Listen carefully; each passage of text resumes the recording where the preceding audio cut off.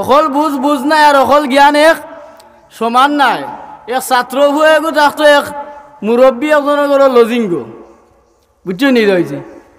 এ ছাত্র হয়ে গো মাদ্রাসার এক তলবুল ইলিম ছাত্র হয়ে গো থাকতো এক মুরব্বীর লজিঙ্গ। তখন মুরব্বীর এক ফুয়া আছিল আপনার ও যে বিদেশ। তখন হি জমানাত আপনার মোবাইলের যুগ আছিল না, চিঠি পত্রর যুগ আছিল। অনেক দিন পরে ফুয়ায় চিঠি দিছে ও যেন আপনার বাপরে। তখন বাপ আগর আমলি মানুষ পড়া লেখা জানেন না, লইয়া গেছেন ছাত্র হওয়ার গেছে। বাবা আমার ফুয়ায় অতদিন বাজে চিঠি খান দিছে, বাপর মনো একটা শান্তি আসান আইছে নানি বলে রে আমার ফুয়ায় অতদিন বাদে চিঠি খান দিছে, দেখি আমার ফুয়ার হাল্লত রান কিতা। ওখন ছাত্র হওয়ার গেছে লইয়া গেছেন ফুয়ায় আগে একবার মনে মনে পড়ছে যাতে ফরিয়া উনাইতে পারে সহজ হয়, ওর লাগে আগে মনে মনে একবার পড়ছে। হে মনে মনে ফরিয়াও খান্দা লাগাইছে, বুঝছে নি খাম। ওখানে এমন খান্দা লাগাইছে, খান্দা দেখিয়া তার লজিঙ্গর চাচা উঠে এখন বাবা খান্দো কেনে রে ফুট বলে, চাচা বুঝতাই নাই আমি খান্দি আর খেনে, তুমিও খান্দো করা। ছাত্র উঠিয়া করো চাচা বুঝতাই নাই খেনে খান্দিয়ার, তুমিও খান্দো। এখন আপনার চাচার খান্দা ছাত্র বুয়ার খান্দা দেখি আইসন চাচিও বলে এই গীতা তুমিও খান্দই না ছাত্র বুয়াইও খান্দই, বিষয় গীতা।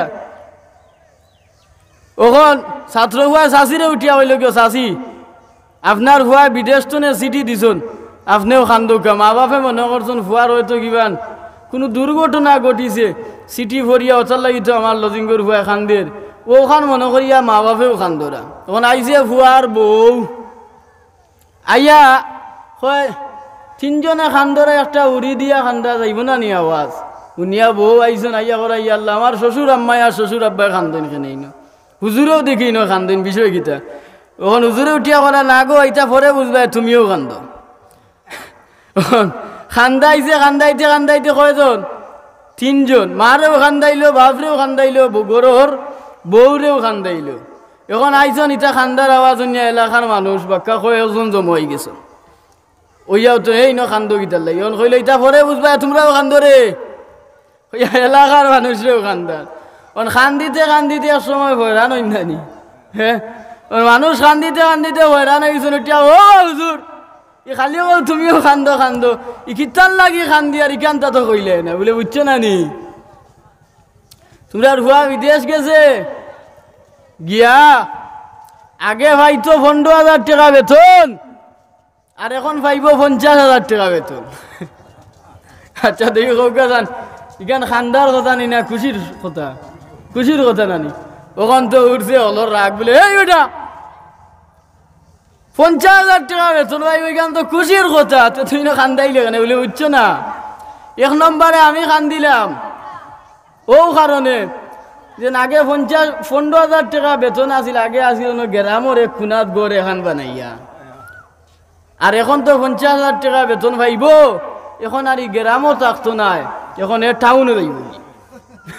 ও তার লাগি আমি সর্বপ্রথম খান দিলাম যে আমার তো টান করো লজিঙ্গ টাকার খাম বাটি, বুঝছেন নি এলাই সর্বপ্রথম আমি খান দিলাম। বাপরে আর মারে খান্দাইলাম ও কারণে হয়তো 50,000 টাকা বেতন পাইব, তার বেঠি লইয়া তো হে যাইব কি টাউনও, মা বাপরে থইয়া যাইব ন 12 বছরে একদিন খোঁজ খবর লইব কি না। এলাই কইলাম তুমি জানো খান্দ, এলাই মারেও খান্দাইলাম বাপরেও খান্দাইলাম। অন ঘরের বয়স গেলা বলে আমারে খান্দাইলা এখানে, তুমি বুঝছো না নি আগে আসিল বে খামলা বেঠা কোনো মন্তে কষ্ট করি গেছে বিদেশ 15,000 টাকা বেতন পাইতো, আর তোমারও আনিয়েছি কিলা কিতা করিয়া, আর এখন 50,000 টাকা বেতন পার। তুমি যে খালা আমার কাছে রা তুমি যে খালা আমার কাছে রা তোমারে বুঝনি আর রাখবো, এবার বিদেশ তো না ইয়া তোমারেও রেড কার্ড দেখাই দিব যাও কি ও এর লাগি তোমারও কইলাম তুমিও খান্দ, তোমারও কপালো দুর্গতি আছে।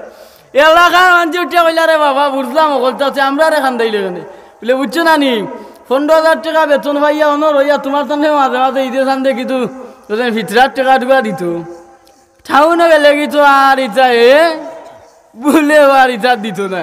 তো তোমার সান্দে কইলাম তোমার সানো ইচ্ছাও খানি বন্ধেলাই কইলাম তোমার জানো খান্দকলোর খান্দার ভরালাই কইছি যেন অকল বুঝ নাই আর অকল জ্ঞান এক সমান নাই বুঝছো নি কথা